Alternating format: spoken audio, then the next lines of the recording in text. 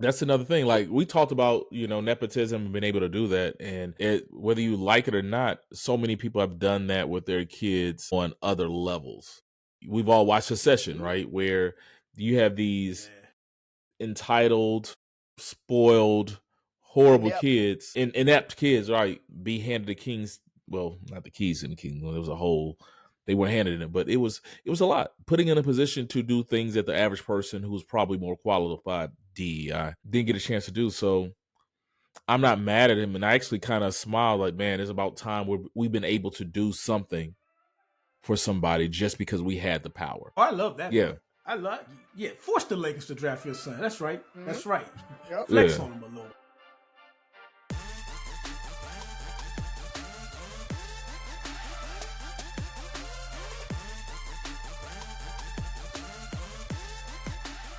What up, what up, what up, what up? It's Three Brothers No Sense, your favorite barbershop style podcast. I am Ferg, everybody's favorite host to hate. Join my co-hosts, Buff and Rozzy. Fellas, what it do? People been agreeing with you lately, so I don't know. You're no longer hated, sir. Right. If anything, I'm probably hated. But I think I've been consistently, But so yeah, I don't think you hate it though. Speaking of hate, I've been thinking a lot about this. I know Rozzy has been trying his best not to mention Trump too much on the show, but then he winds up mentioning him anyway. And I was just thinking, you know what? He gets into it with everybody. We need to figure out a way for him and Kanye to get into it.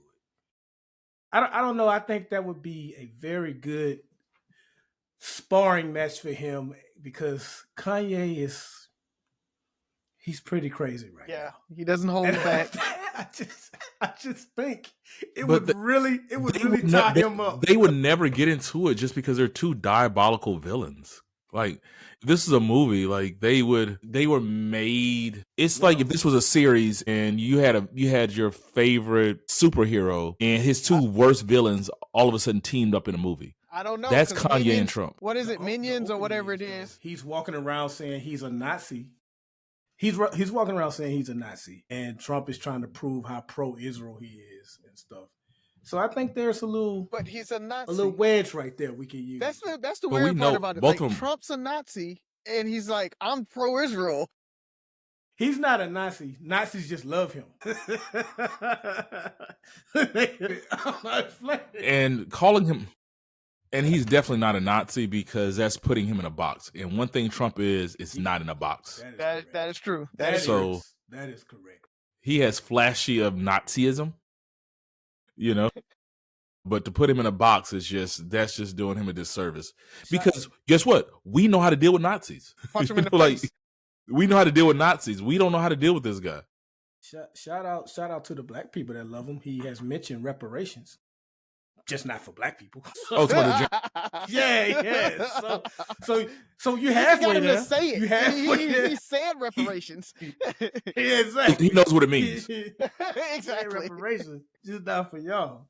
But I just thought that was funny, man. Just looking at Kanye's stupid ass go off and just fight for attention. Like he wants Kendrick Lamar to come at him. Like he wants to inject himself in any type of drama. You saw that interview where he was talking about? I'm not giving him any watches, no. But I do see headlines, and I saw that. But no, I ain't watching. Other than that, speaking of hate, man, went to a concert with Frank and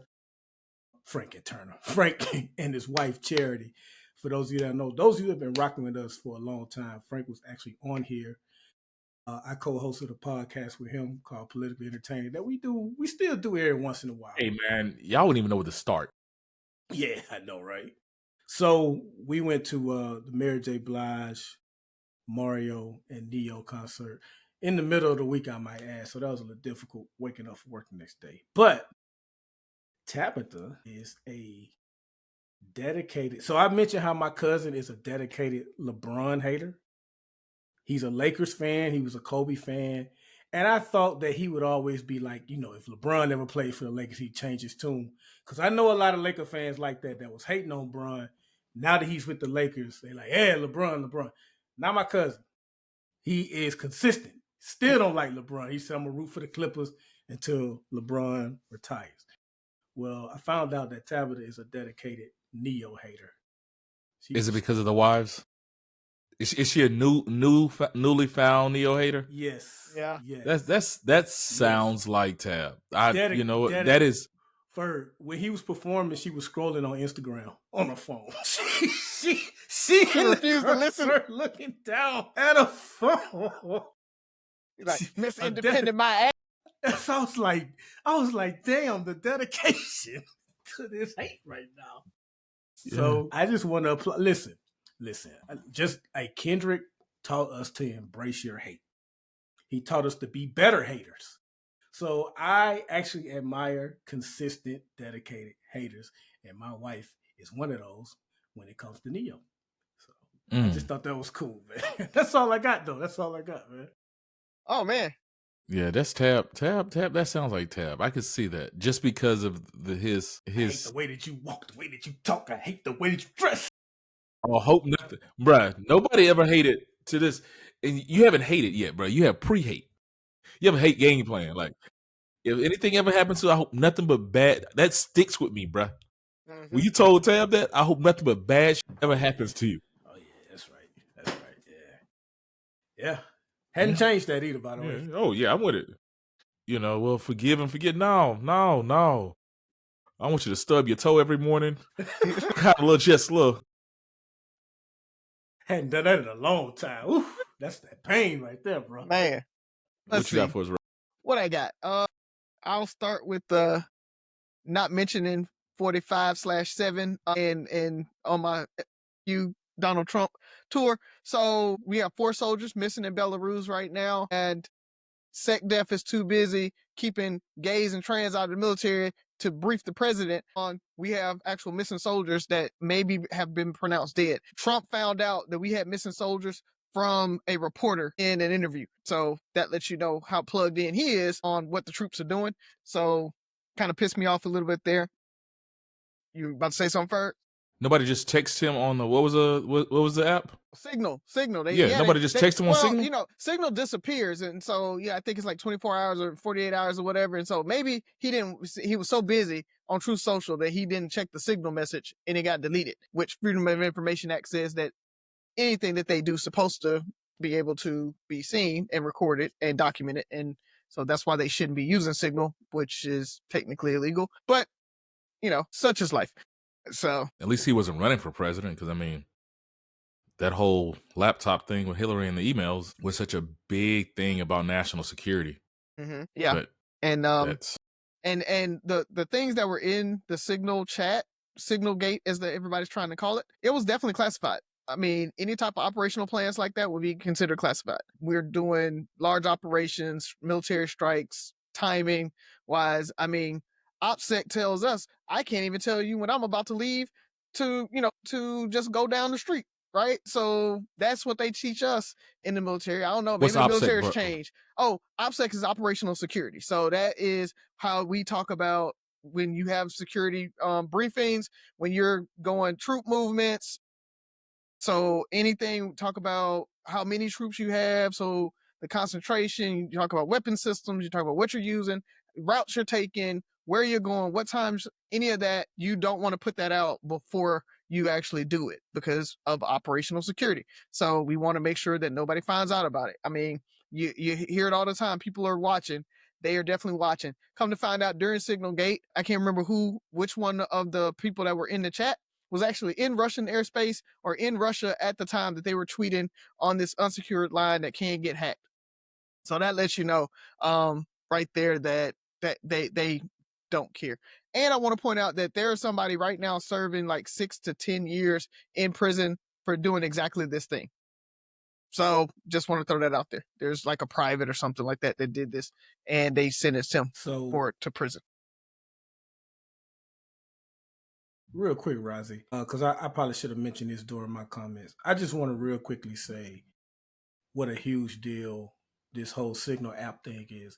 It's so bad that the reporter that they include, the reporter from the Atlantic, Jeffrey Bloomberg, it's such a huge mistake. He thought he was being pranked. Like he didn't even report it at first. Yeah, he's like, hold on. And then once he saw Yemen getting bummed, he's like, oh snap. I was really on this group chat with these people. Mm-hmm. Like we always say, this administration is a joke. It's not even a joke anymore. A joke is funny. It's not even funny anymore because they really could have jeopardized real people's lives. So I just wanted to just chime in on that. I mean, and the thing about it is, you guys kind of spoke on a lot of things I wanted to talk about, but the fact that vital information, even on a corporate level, I just did some training today about protecting confidential and vital information. Like, this is huge, and the fact that a lot of these people do not have security clearance, they do not have training. They're just, I guess Signal's better than WhatsApp, right? Like it's they're not prepared to do what they need to do. Not only do they not know how to do their job well, they don't know how to do the ins and outs, right? It's there's one thing not knowing how to play football or whatever, but like, hey, not knowing the basics, not knowing the play calls. Like, there's so many just basic things that it seems like this administration and people that they've hired are just oblivious of. So I don't know. It's crazy. I don't have much. I mean, mine were more shout outs. There was I'll get a kind of out early. I saw this one article on World Star where there was this strict Muslim dad who showed up for his son's prom. Have you guys seen that? Yes, the son in the great, the purple, the purple suit, his gay son, and it was just heartwarming to see that, where his religious beliefs, like, he's a strict devout Muslim, and he just never supported his son and his identification or whatever, for whatever reason, right? Age, religion, whatever.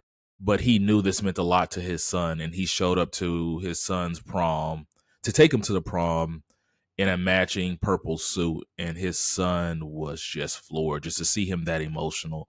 And I love to see redemption stories. It's similar to that conversation, and I don't know the full story. I don't know if his dad was just evil Muslim villain, whatever. But I love to see redemption stories. I love to see people start shifting, because we've had this conversation on, I think it was the 15 or 13% ist episode, finding allies. His dad may never fully understand or may never fully quite accept it, but his dad in this moment wanted to be there for him. And that said a lot for me. I thought that was a beautiful thing. And so that kind of stood out to me. I was just like, man, with all this hate going on in the world and all these people taking these firm stances on who they are and what they believe, for somebody to say, you know what, I don't have to understand, I don't have to believe, but you need this more than I do, so here I am. And I think that sometimes that's all the world needs.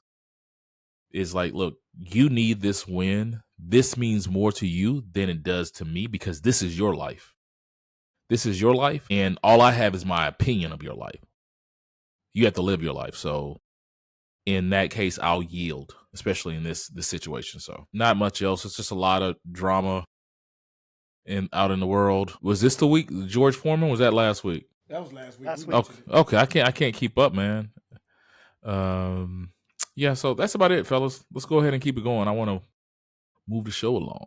Get some questions in. Let's go. Yeah. Before we start, I just want to say shout out to everybody, man. This is our second, third week of being on YouTube, actually posting full length video of the shows. We've gotten a lot of responses on it. I mean, it's growing. We didn't expect it to jump in and be 1,000 views, but at the same time, we're growing. I'm seeing a lot of subscribers coming on, a lot of feedback on it. So appreciate everybody that's actually watching us now and not just listening. So shout out to you guys.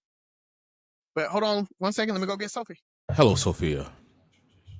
How goes it? Greetings. Buff ran from your joke today. Do you want to wait on him, or do you think I'm clever enough to get it? So I'm an evil genius. Wait for him. He ran away from my joke. It was too That's good. my story, and I'm sticking to it. Considering I'm an evil genius.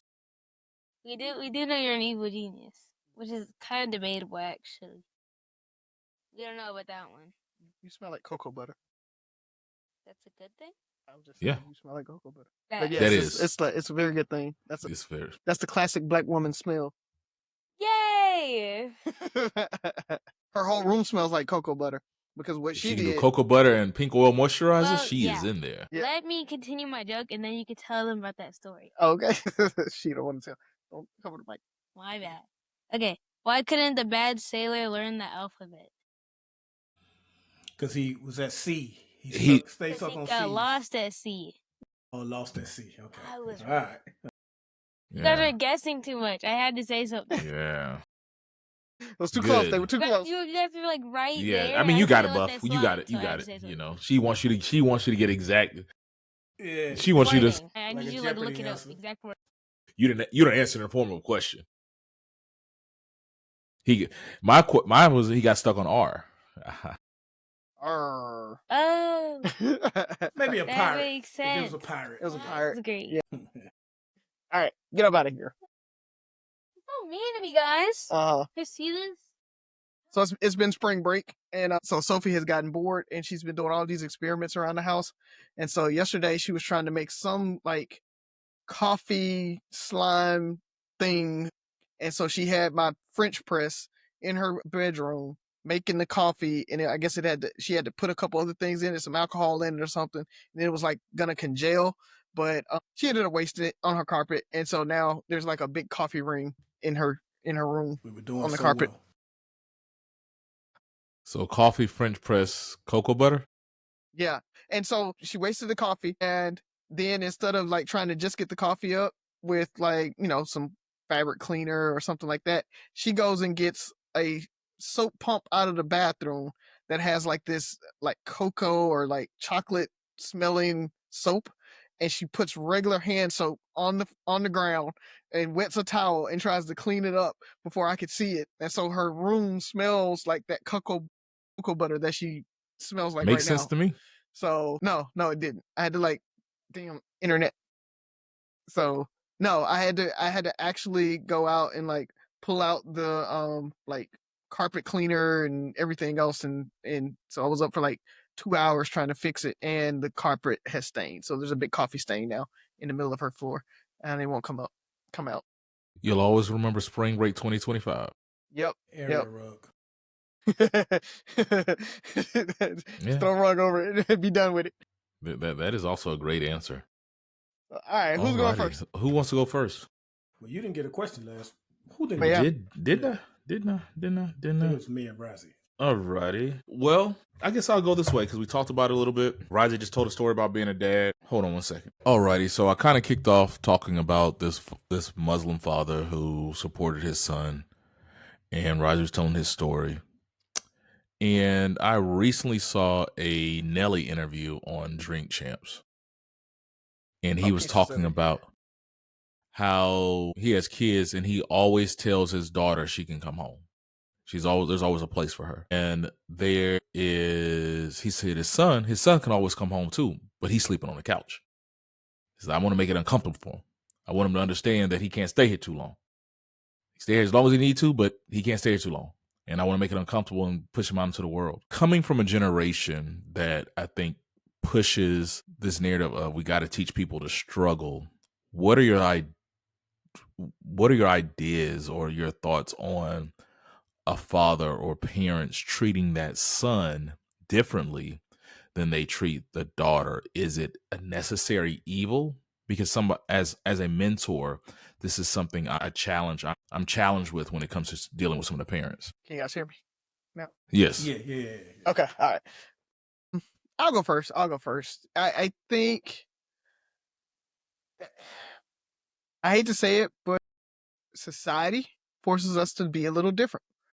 Society, because we talked about the whole, I want my daughter and the guy to, you can't hear anything I'm saying right now. Oh shit. Is it back? Yes. Yeah. God. Okay. Let me start back over. Let's see how much I can get. Think it's different. You're gonna have to type this answer in the chat. I hate to say it. Society. That's my answer. I'm sticking to it. Society. That's it. That's the answer. Buff going. Let's see if if mine will like clear up. If you got an answer. So the question is, what do we think about treating our kids differently? Yeah, what are your thoughts? Is it a necessary evil to do certain things like that? Because I think there's, well, I'll let you answer and then I'll. So I don't think it's a necessary evil, but I do feel like if I had a son in addition to Jasmine, that I would be very similar, if not the same, to what he said. And people can say whether I'm right or wrong on that, but just honestly speaking, I think that's how I would be. That she always has a place to stay. Him, on the other hand, he may have a place to stay, but it's like, what are you doing to make this temporary as possible? You know what I mean? And I just think that's just naturally how a lot of us are wired. Now we can say society has programmed us to be that way, but I think a lot of natural feelings and the way we go about things has driven society to be that way. So it could be a little bit of both, but I kind of agree with him. I can't say whether that's right or wrong, and anybody who says I'm wrong, I'm willing to listen on that, but that's just how I would really feel about it. I don't think men are meant to be, so to speak, and it's gonna sound like a caveman. Men are not meant to be taken care of like that. That's just not. I'm willing to be wrong on this. I can't stress that enough. But men are not meant to be taken care of like that. So I think that's why I would treat the situations different. Now, my daughter wouldn't just have free reign. Like, hey, if you stand here, there are going to be some certain restrictions you have here that you wouldn't have if you were out living on your own. If you grow up to be a woman that wants to just freely date different people all the time, cool, but they're not gonna be coming in and out this house. And she got to come in at a certain time too. Like if you coming home tonight, come home tonight. You need to be in by 2:00. 2:30, because we're gonna have a certain respect. Is she gonna have a quote curfew? No, but are you gonna like be gone for 2 and 3 days at a time and then come back? Like there needs to be some type of communication. Like if you live here, you live here, and I'm an adult. I pay the mortgage here. I don't just come and go as I please without at least giving a Tabitha some type of communication, a heads up. So you damn sure ain't finna do it when you ain't paying shit. It would definitely be certain stipulations, but I do think I would lean a little harder on my son. Like, hey, my job hiring you, maybe you come here, like whatever the case may be. So yeah, I'll sum it up because I don't know how long I actually got before this thing freezes up. So I'll say it's different. Society has forced that, but mainly it's because I'm raising a man. And Buff, to your point, I'm raising a man that can go out, provide, protect, for a woman, right? Like when we were talking about that dating my daughter, right? I'm raising my son to be the man that I want to date my daughter, not date my daughter. We know what you get. You don't got it. So, but it's one of those things that, to Buff's point, I don't think I want my son just sitting around the house, right? If you're back at my house, it's a plan. There's a plan there. What is going on, right? If you're in my house because you're in college, cool. You're here as long as you're in school. You're in my house because you just graduated, you finding a job. I want you maybe to pay your student loans down because hopefully we got some scholarships and maybe you got under 40, 50,000. So your first year or two after school, I don't want you worrying about rent. I want you paying your student loans down, right? So there's a conversation to be had about what is the plan. Why are you back here in my house? Because yes, I do want you to go out and be able to go do your own thing. I say that, but then as I think about it, I think I'm the same way with my daughter though. It's that same conversation of what is your plan, right? Like I want my daughter to go buy a house, right? And so maybe that's the conversation is, yes, stay here until you graduate, until you get a stable job, until you save up for a down payment on a house. I don't want you to have to pay rent ever, right? I want you to leave my house and go buy a house and then you're paying a mortgage, that type of thing. So that's where you're building equity. So it makes sense for you to be putting that money into that house and you stay away from me. And even when you talk about the whole you're staying here and there's rules and you can come in and out of the house, I dealt with that when Haley was here, even in college, right? There would be 2 or 3 days that I wouldn't see Haley, right? And but to your point, Buff, call me. I want to know if you're not coming home, just be like, hey, I'm staying at, Reagan's house. I'm staying at somebody's house. I'm not coming home, but I'm gonna be here. I'm safe. Right. Like that's all I really care about more than, oh, it's 3:00, you walking in. Cause I want my child to experience being 21, 22, 23. When I was 21, 22, 23, I was coming in, I wasn't hitting Waffle House until 4:30. Right? Like that was the play. So you leave the club at 2, you go to the after party, then you hit Waffle House. So you're You had walking your in own at the place, sun though. But come you up. also had your own place. Yeah, I had my own place, but at the same time, it's like that's the difference of being a parent and letting your child grow up and treating them like I'm your parent still, but I'm a roommate, right? Like that's the difference there because we have a plan, right? And so for Haley, it was that she was coming in at 3 or 4 in the morning because it's a Friday night, Saturday night. Now, if it's a Tuesday night, Wednesday night, you walking in at 3:00 in the morning, I'm like, whoa, what's up? What's been happening, right? But if it's every once in a while, she goes out with her friends or whatever. And then again, 90% of the time, if she went out with her friends, she's staying at their house, right? Like, so there was that. I'd much rather her feel comfortable walking in the house at 4:00 in the morning, 5:00 in the morning, than her saying, oh, it's 4:00 in the morning. I don't know where I'm going to go. Girl, can I stay at your house? Girl, can I stay at your house? Because my daddy don't want me to come in at 4. Like that's a conversation. I never wanted her to feel like she couldn't come home or, because it's too late or quote unquote, she stayed out, she partied too hard. I don't care if she's sloppy drunk and her friends got to drop her off. I'd rather them drop her off at 4:00 in the morning, ring the doorbell and run away than her like again having to figure out where she's going to stay and everything like that. So for me, I wanted to provide that safety, that protection of the house, but at the same time, treat her like an adult. Let her live her college years like I got a chance to live my college years. I'm saving money, not having to pay for her to go to stay on campus. So I can either pay for her to stay on campus so she can do this on campus, or I can save that $12,000 a year and let her come in the house at 3:00, 4:00 in the morning. Like that's the trade off I looked at. And for me, I was like, as long as I know where you at, I know you're safe, and then I wake up in the morning and you're in the room. I'm much more comfortable with that than her being at school, even in a dorm, and me not knowing what she's doing, right? Because I wouldn't know what she was going to be if she's in the dorm. Why would I have a problem with her coming in at 5:00 in the house with me? You made a valid point. I felt you more on the end. You lost me when you said the roommate thing. Because Byron said something that really, maybe I took it the wrong way. He's like, I'm adult and I pay bills here and I can't do certain things, right? Like I'm 40 years old. I don't walk in the house at 4:00 in the morning. I pay the mortgage here, right? Because as an adult, you part of being an adult is learning to operate with the rules and the foundation where you're at. Like, hey, I have to, and I guess it's more so maybe like when they move back in, or like, hey, you know what? You're still trying to do young stuff.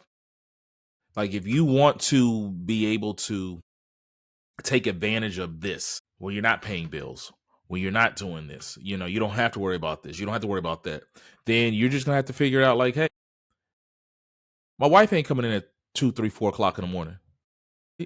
I'm with Byron 100%. You ain't bringing those, no dates in the house at night, or like, hey, you're dating. That was a hard no. Like, yeah, Haley got mad at me because she tried to bring a dude over at like 11:00. I was like, no. If he was already here, y'all been hanging out for a couple hours. It's one thing for him to stay till 12:01, but him to show up at 11:00, no, he ain't coming in my house. And maybe I don't know the rules of that, but I'll go back to the original thing.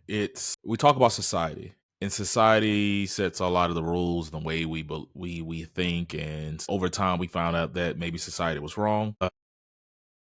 When it comes to raising a daughter and raising a son in this situation, I'm with you. I will allow both of them back in the house because I want to do what's best for both of them. And that's where I stand, is I want to do what's best for both of them. And Buff, you kind of hit on it or Rise, actually, you're talking about I'm raising a man, and I don't have to agree with society. But a society, walks with a big stick. We exist we exist in society. And so the thing about it is, I can't sugarcoat certain things for you. I'm trying to prepare you for the world outside of me, after me. That's all I can do. But at the same time, I would agree with you. Like with a daughter, I need to prepare her too, because I don't want to pamper her to think that she's entitled to the world, that there's somebody always there to take care of her. I'm always there to support her. I'm always there to, be there for her. But where do you draw the line? Because we're pushing this idea of, we want this man, but we also want to teach our daughter not necessarily how to be independent, but also be an adult, a responsible adult, and taking responsibility for what she what she does, right? And it's not always financial, but it's, hey, I went and got a degree. I have the opportunity to get a good job. Like you said, I'm have a plan. I'm trying to buy this house. I'm trying to pay my student loans down. I'm trying to save money. What does that look like? Is she just going to be that comfortable where she's just waiting for the next person to take care of her? Because I don't never want to feel that she's rushed, where she's leaving my house to take care for somebody else to take care of her, which I think is another thing. Because like there's the idea of raising a man, but how do you raise a woman? What are you trying to instill in her? A certain level of accountability, planning, Independence, right? Like not that. Like we always talk about that. You don't want to be independent. That is very different. Being an independent woman is not a bad thing. Being an independent woman in a relationship is, right? Like you should be able to stand on your own. You called it an adult, right? You should be able to be an adult. I want to teach my daughter to be an adult. So handle your bills, be able to pay your rent and everything like that. But at the same time, if I don't care if my kids want to stay here till they're 30 and sock away money and they retire early. I'm fine with that. It's no sweat off of me, right? I mean, my rent's going to be my rent, or my mortgage is going to be my mortgage regardless. I got extra rooms because they lived in them all the way up until they graduated. So at this point, come home. I really don't care. That's but you're going to and that's why I say I'm going to treat you like a roommate. You're going to help around the house, you're going to clean up. I mean, there's a level of respect. You're no there. longer a child. You're no longer a child, right? So when I say roommate, it's I'm going to treat you like an adult in this house, right? You got to put in on this. It's not, I'm washing your clothes for you and folding your clothes for you, and I'm putting all the food in the refrigerator. No, you need to help on the refrigerator bill too, right? You need to be bringing food in, all that. Like that's what I mean by like there's another level of responsibility that you have when you come in, right? For Haley, when she was here, it was like, look, you don't have to worry about any of that stuff. You ain't got to worry about food and all of that. Every once in a while, you're gonna watch the kids because I got to go. I'm doing something, and so I'm gonna let you know what you got next Saturday. You're not going out next Saturday. I need you to watch the kids, right? Like there's a give and take there where it's like I need that help, and so if you're gonna be in the house, you're part of this family and you're part of this household, and so you're gonna be doing things around the house. You're gonna be helping. You're gonna be doing that. So it's not a you sitting on the couch and I'm still babying you or whatever. And that's what I mean by the roommate thing. I know Okay. I saw the eyes kind of get bucked when I said that. It's kind of like, and the reason I ask this is because sometimes I deal with this with my mentees, is trying to help the young men and sometimes their parents see that some of the things I might do or say might seem harsh, but it's all in preparation for life, right? It's all in preparation. It's, hey, no excuses. There's a reason, the Bruhs and many other organizations learn the poem of, excuses. Like the world doesn't care about excuses. Your manager doesn't care that your baby was sick and da-da-da. The report was due, the presentation's due, like this bid is due, has to get done, right? You can't wait to the last minute. Your computer, whatever that is, it might be valid, but they don't care. The world still operates. There's always somebody trying to take your place. You don't expect a handout. Don't expect grace. It's unfortunate, but that's the real world. If anything extra you get, think about it as extra. Somebody gives you grace, great. If they don't, you still got to move on, right? And so some of the things, it's same thing with that son. Like, hey, I want you to, if you're here, be here as long as you want, but sleep on that couch. Like, I want you to feel that lump where I sit every day. And you can't go to sleep until I get ready to get up. And, like, Dad, you about to go to sleep? No, I'm going to sit on this couch because I want to finish watching this game. Like, because I don't want you to get comfortable. I want you to feel safe, protected, and that somebody always got your back, but I don't want you to be comfortable where you think I'm your answer. And I try to figure out what is that for a girl? Like, how do you teach that same thing? Because it's like, I get it.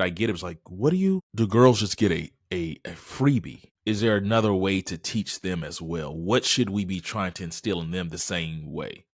And hopefully there's a woman around to teach them that. But what are you teaching them? So that was my question. Oh, let's go. Who up next? You want to buff? Yeah. I want to continue the whole the beef theme this episode. I was hoping you would do that. LeBron James and Stephen A. Smith have been now, and I would say a recent, I think we're going on 3-week battle now. And so I just want to ask you guys, because it kind of mostly started with Stephen A. Smith pleading with LeBron to stop this. As a father, he said, as a father, stop this. And what he was alluding to was, forcing the Lakers to give Bronny James playing time when he felt like he wasn't ready, he wasn't playing well, and let him develop in the G League. But I think what really triggered LeBron was the as a father part. So for me, and I'll tell you on the front end, I know we usually don't do this when we ask questions. On the front end, I think both are right and wrong. And I'll explain why after you two guys weigh in. But I wanted to ask you guys, did LeBron take the comments too sensitively, or was Stephen A. Smith out of bounds in his criticism of his son? Because Stephen A. is contending that I was criticizing LeBron for putting his son in that situation. I wasn't criticizing his son.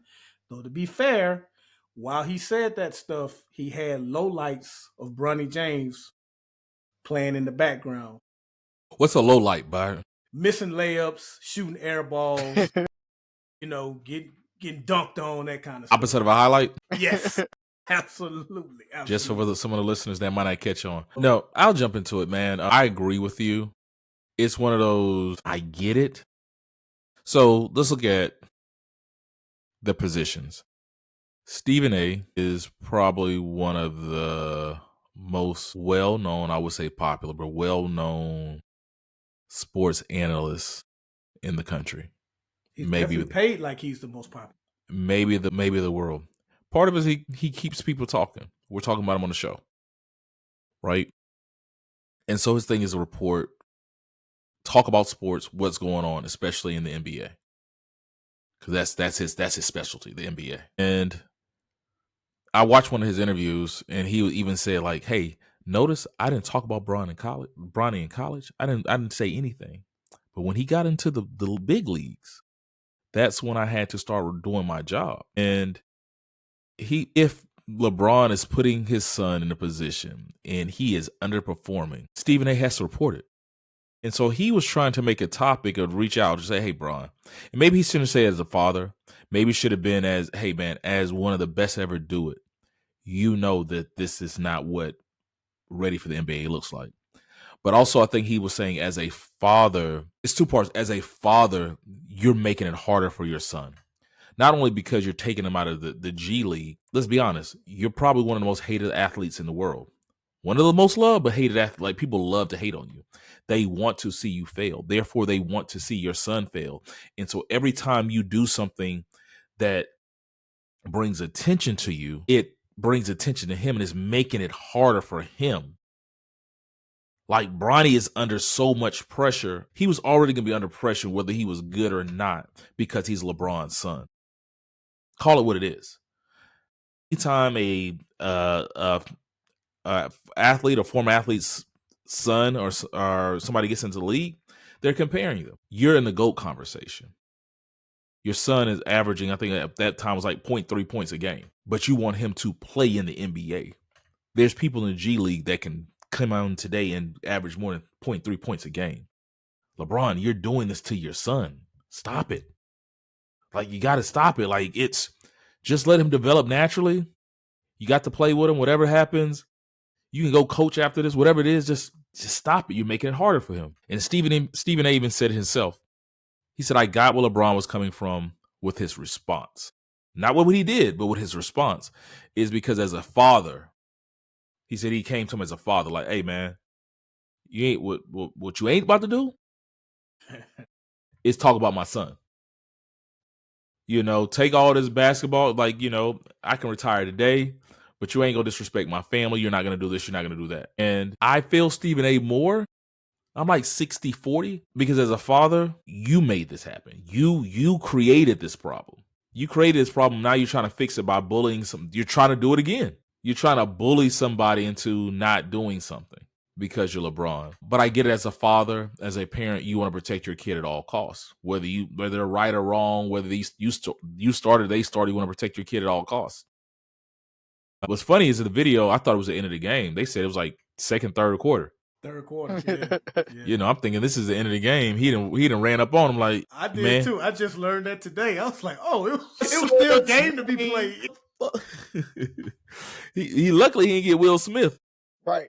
Stephen A. said he was ready for that. Yeah. Yeah. He would have swung on him. He said he would have got his ass kicked, but he would have swung. Yeah, like you ain't about to. Listen, yeah, but that's all my things. Like it's you made this. You made your bed. Now you lie in it. But then you get mad when you created this monster. But as a parent, you kind of get a little, because we do like, I wish somebody would do that to my kid, but your kid just shot up the classroom. Like you mad at the teacher for reprimanding your kid. Like your kid shouldn't have did it.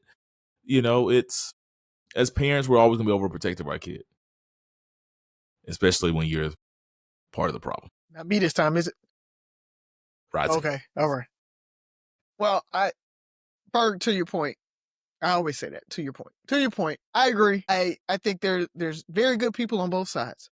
So to Stephen A's point, that Bronny did bring a lot of that attention, or LeBron brought a lot of that attention on Bronny. It just is what it is, and not necessarily because he's LeBron's son. It's because they brought him out of college early. Right, the way they did it, it was a very poor transition there. And for people who are saying, well, he needed to develop more, why go to the G League when he could have stayed in college and developed and not gone early? And then he may have been ready to start when he finished college, right? Then I look at that 4-year, $7 million deal, and I'm like, did it make sense for him to stay in college, or play his first couple games? They had a huge marketing around it, right? A lot of people came to the game. The Lakers knew what they were doing. I was a fan of it. You're right, and then they shifted him over to G League, and he's actually putting up really, really good points for now, right? Like, yeah, I mean, for the G League and what he's doing in the G League, and I think he's played in a few games, and he's put up pretty good numbers with the Lakers as well. So, not like, oh, I came out of high school. He's not doing a LeBron coming out of high school putting up numbers, but at the same time, LeBron knows the business. And so that's, I think, the other part about it that Stephen A is just kind of not looking at there. LeBron knew what he was doing. LeBron's like, hey, why would I leave you in college to make maybe $1 million, maybe 1.5 a year or whatever? If that, I think Bronny was like at 700,000 on his NIL deals. So he wasn't getting any money there. Why would I do that when I can bring you into the league? And he was, third round, like drafted, I think 5th from the bottom. Anybody that was drafted under him, he's doing much better than them in the G League right now. So it wasn't a bad pick for the Lakers. It was okay. Bronny knows the business. And so I think, or LeBron knows the business. LeBron did what was smart for Bronny. And so for Stephen A to say that, hey, you're bringing all this attention and everything, people are talking about Bronny. Guess what happens when Bronny does go to finish the G League and he gets called up? He starts playing with the Lakers full time. People know his name. They're going to buy his jerseys. LeBron is setting him up for success in the league. He's a household name where he wouldn't have been that household name going through college and everything, coming out and maybe starting, for some random team. And yeah, it's LeBron's son. And if he didn't do extremely, extremely well, he would have gotten forgotten about really, really quickly. I think this was actually a really good play on the business side. And so I think that Stephen A had a point. Hey, you need to kind of back up and let it play out now. But I agree with LeBron with how he did it and I think it makes sense from a business side. So I'm not mad at him at all for it. Let me say, LeBron has absolutely earned the right to do everything exactly how he's done it. Bringing his son out of college after 1 year, pretty much telling the Lakers, you need to draft him if you want to keep me.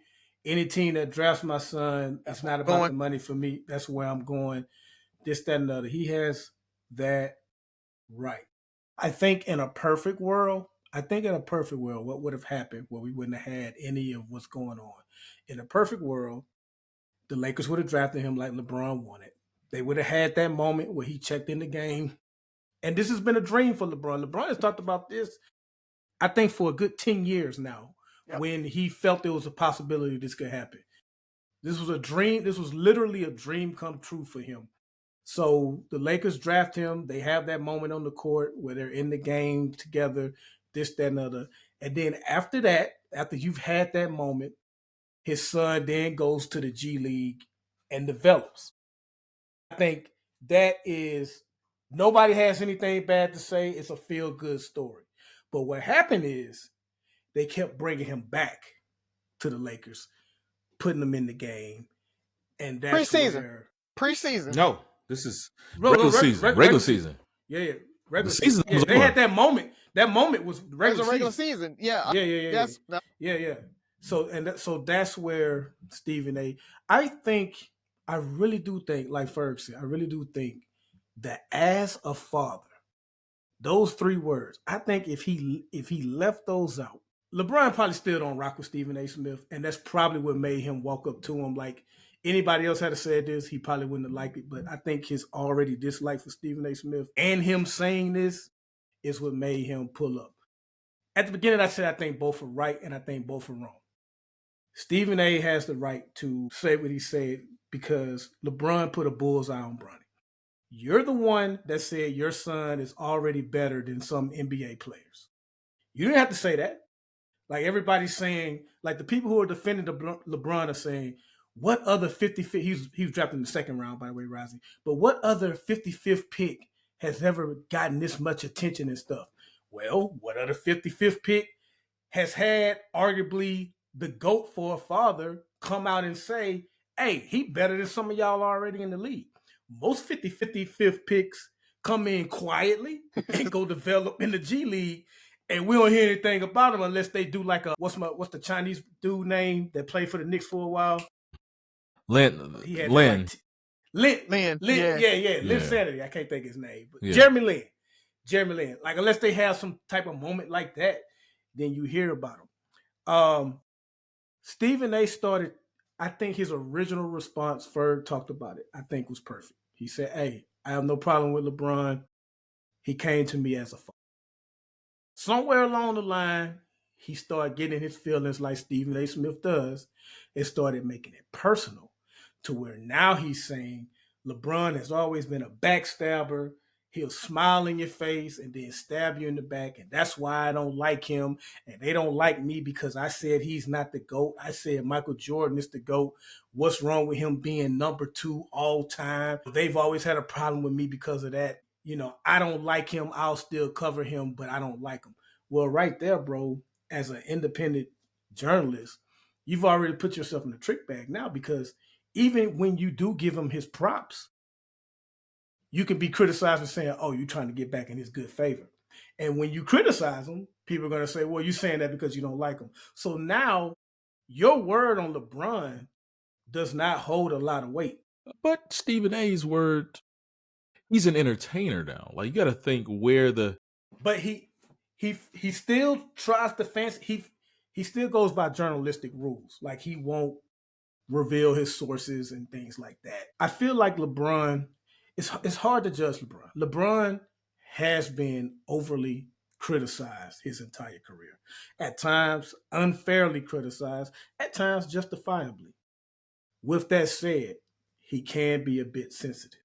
And I say that because when Kendrick Perkins first started doing his thing on ESPN, he was one of the biggest LeBron apologists. Never had anything. He defended LeBron. He said one negative thing about LeBron. LeBron unfollowed him on social media. Brian Windhorst, who has been reporting on LeBron since LeBron was in St. Vincent, St. Mary. I don't think he's ever said anything bad about LeBron. He's like a LeBron apologist. LeBron takes a shot at him on the Pat McAfee show. So he definitely can be quite very sensitive at times. And my last thing on Stephen A. Smith, you're the one that loudly says players, if they have a problem with anything he says, he's at the games. He's not hard to find. You know how to find me.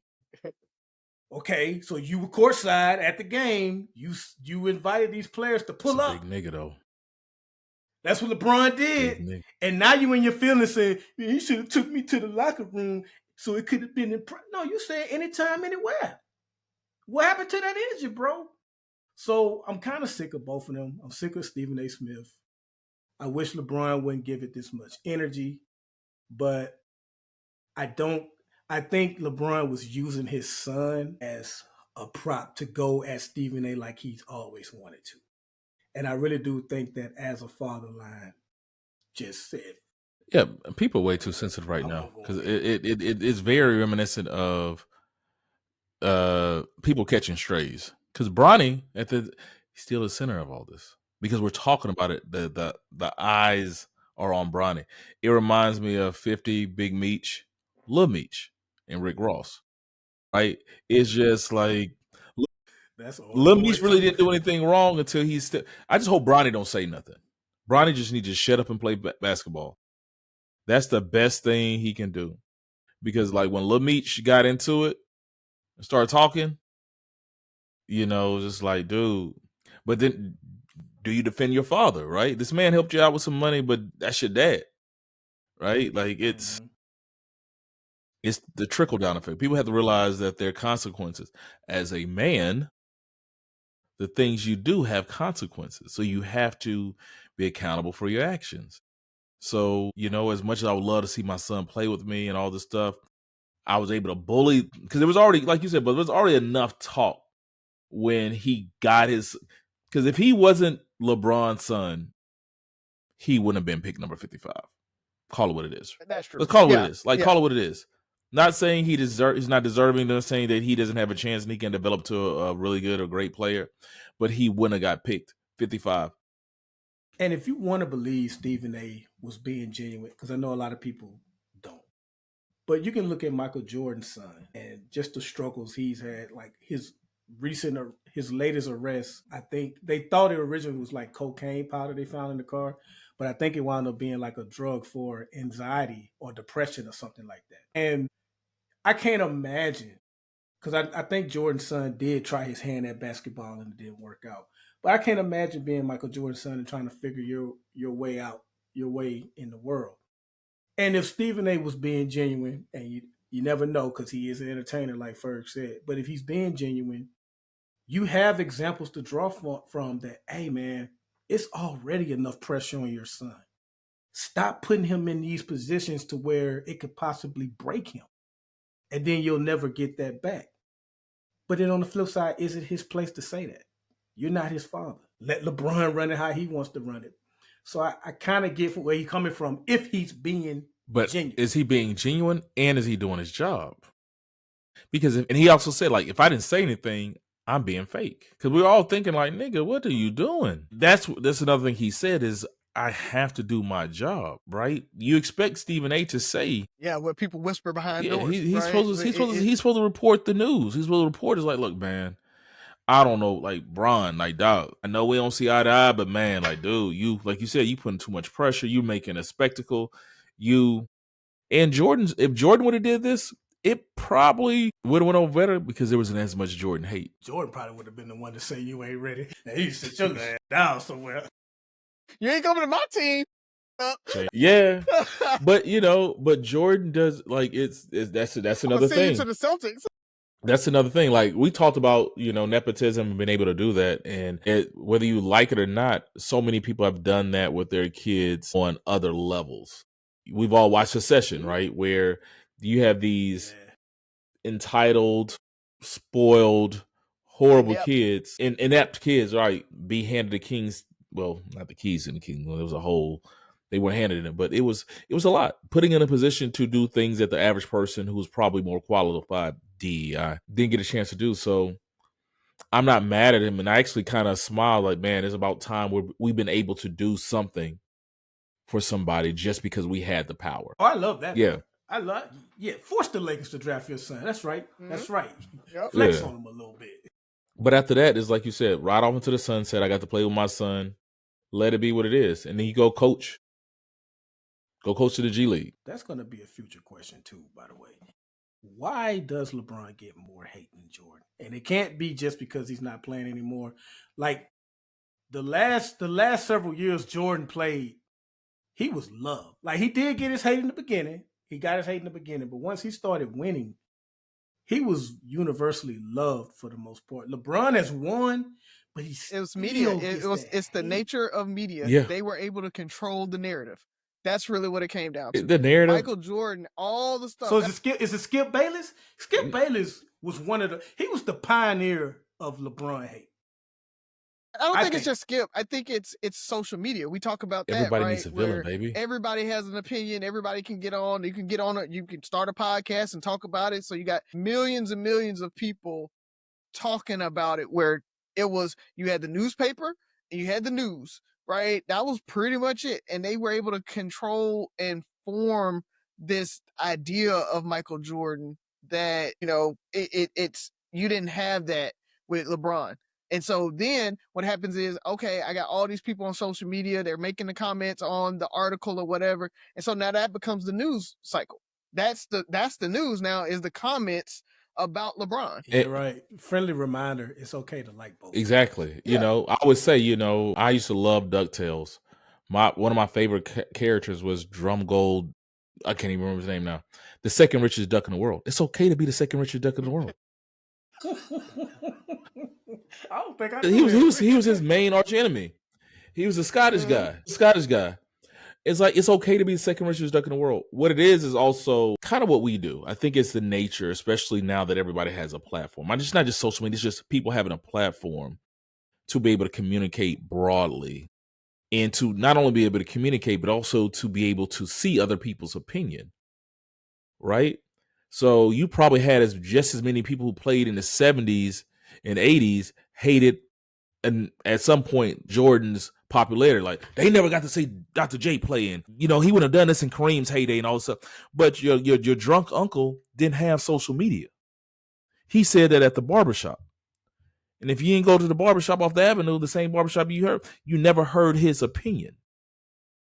Now you have a I Hate LeBron page, and then you have I Really Hate LeBron page, and the Real LeBron Haters page. But it's also, I think it's a changing of the guards. It's a part of like the Gen X versus Gen Y, Gen Z, all these things where now there's these whole videos where it's like Jordan was trash. You got these Gen Zers making these videos, but Jordan only can go to the right. He really can go to his left. Is this your king? It's the fact that I think Gen X really wanted to hold on to the greatness of Jordan, which is a rare talent. Anything that challenges, I think every but anything that challenges your generation. Yeah. And it's just like rap music, it's like TV, it's whatever it is, it challenges your generation. And now we have the platform to say it. And LeBron was instantly compared to Jordan because this guy came out and did something. If there was no social media, there was nothing. Like the fact that you can call this dude, and now we're so big into hate, to call this dude a bum, as a matter of fact, he's trash. Whether you do not like this dude, whether you do not respect this dude, whether you think this dude can ball. To call him a bum just shows that you want to hate. Like, there's no way this dude is a bum. And now we're in the comparison mode and all this stuff because people have a platform. It's all about the platform. I really wanted 3 questions. Do we have time for a question for you, Roger? I don't think so. We're already over an hour. Damn it. I'll make it quick, though. Should Joe Biden Yes. Should Joe Biden help the Democrats or not? Like, should he go and start stumping and everything? He's recommended and said he should, or he wants to. The Democrats have kind of ignored him, like, go to sleep, Uncle Joe. So real quick, yes or no, I guess. Should he do it or not? No. Enjoy your final years with your wife. Enjoy life. You served this country for what was it, 50 years or more? Yeah. Nah, Yeah, He went from what, the oldest person in Congress or the youngest person in Congress to the oldest person in Congress? yeah. Yeah. Well, it's America. They don't deserve you. I think he was like elected when he was 29 and was sworn in when he was 30. Yeah, America doesn't deserve you. They don't have to agree with it, but they don't deserve you. Yeah. If you were Uncle Joe to black people, it'd be all right. I ain't saying he got to be vindictive. Like, I just don't think he owes the party anything. Yeah.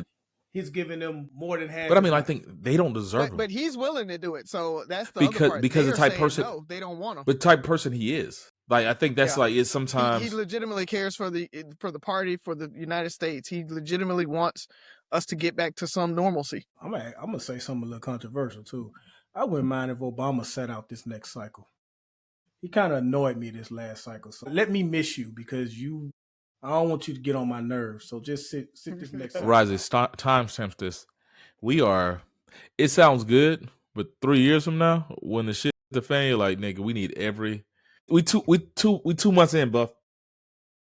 We're over it. I mean, unless he's on the ballot, he don't naturally help people win. He ain't help Hillary. He ain't help Kamala. He could sit out. He got on my nerves. He helped Biden? Nah, I don't really think he helped Biden. I think COVID helped Biden. So I think there was a little bit of the backlash of Trump and him showing back up. I think he helped Biden a little bit. He did help Biden. But you were one of the ones that said endorsements don't matter. They don't move the needle. And so to that point, doesn't really matter. But I can tell you one thing that he did. He raised a lot of money for all of them. So because when he comes and he speaks to the donors and everything like that, they open their pocketbooks. So, and I think that's where, he makes a huge difference in the donations and the fundraising side. Money means something to a certain extent. Yeah. But at a certain point, like, money don't even help you for real. If your messaging isn't on point, and if, the people aren't too stupid like they were this last election, then you got to shut All this is speculation. Niggas stupid. Sit down, Obama. It's just people are stupid. Like, there's nothing that we've seen could prepare us for this. We don't know what. Unless you're willing to criticize white people, because you have no problem pointing your finger at black people. Let your nuts drop and point your finger at white people, these white women that voted for Trump. Let me hear you say something about that. Because you'll call out the brothers. Call out them white people. Then you can jump back on the campaign trail. Yeah. But they were supposed to vote for Trump.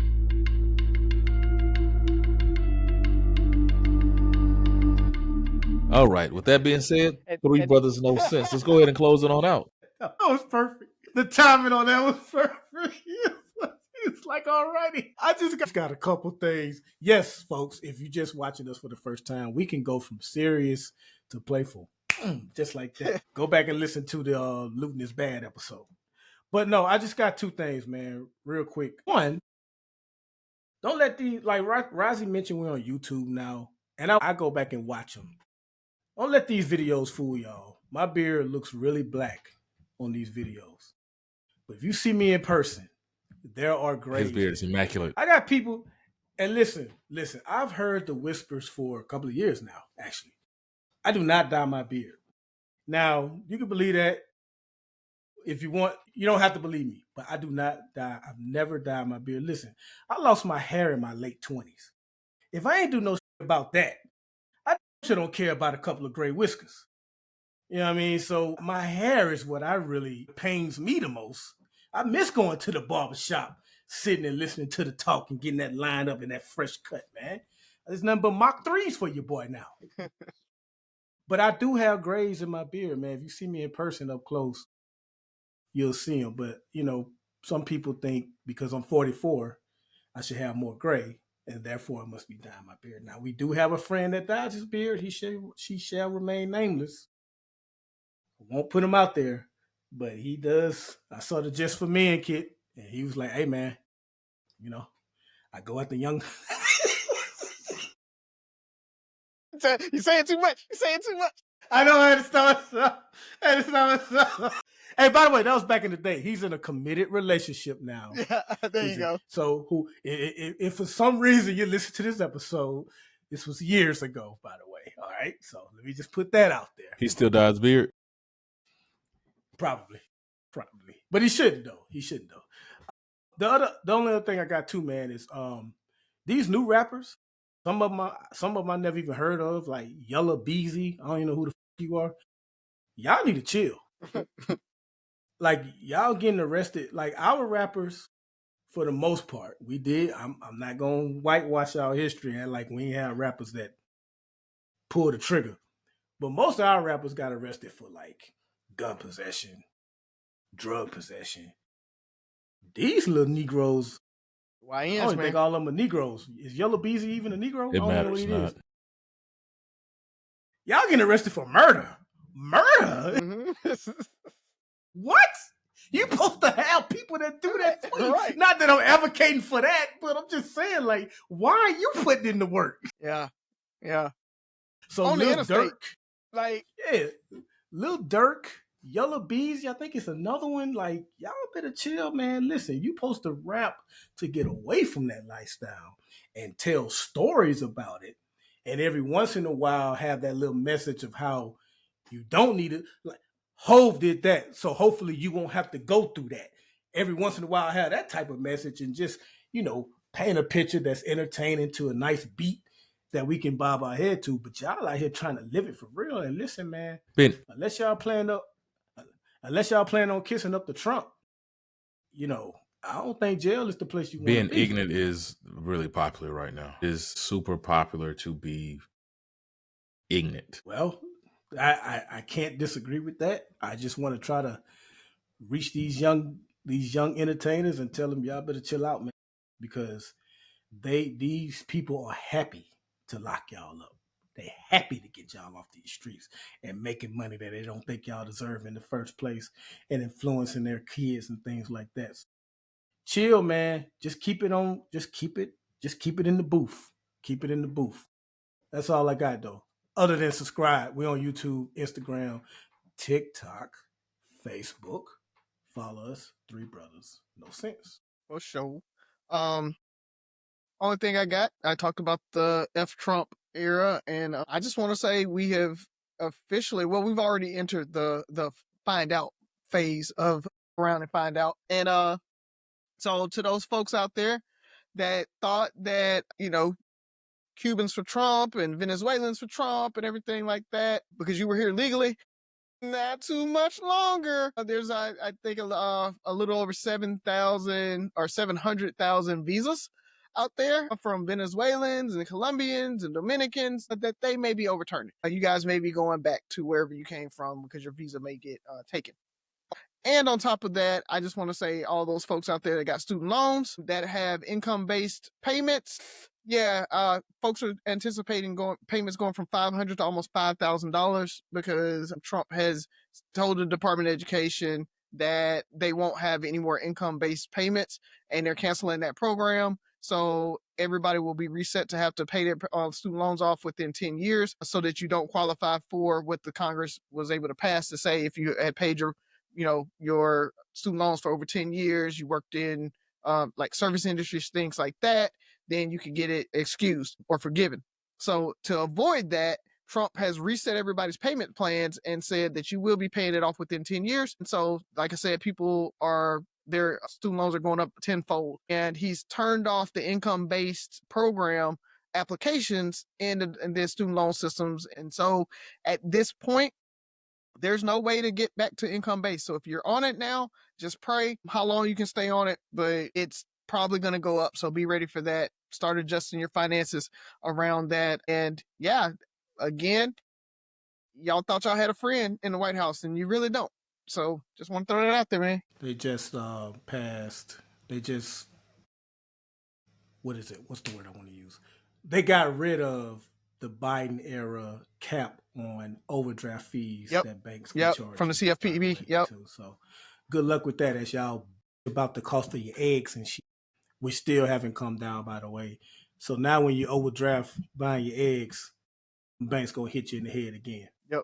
And not just Good cap, job, America. not just cap Yeah, on how good job, much, America. but they took away the ability, like they were making them do the largest or the smallest to the largest, or like banks would go and say, oh, well, we assume you want your mortgage paid first, so we do the large one, and then you get hit with 7 fees because all your little transactions happen after that. So that's another part that CFPB ruling made them have to change, and so they had to do it by when you actually did the transaction, and so the bank couldn't batch it separately. And so that's another one. So not only is that cap going to be at $7, you're going to get $35, $45 overdraft fees, you're probably going to get hit with a lot more, because now they can process it any way they want to. They don't have to process it in the transaction order. So again, they may get rid of decriminalizing marijuana too.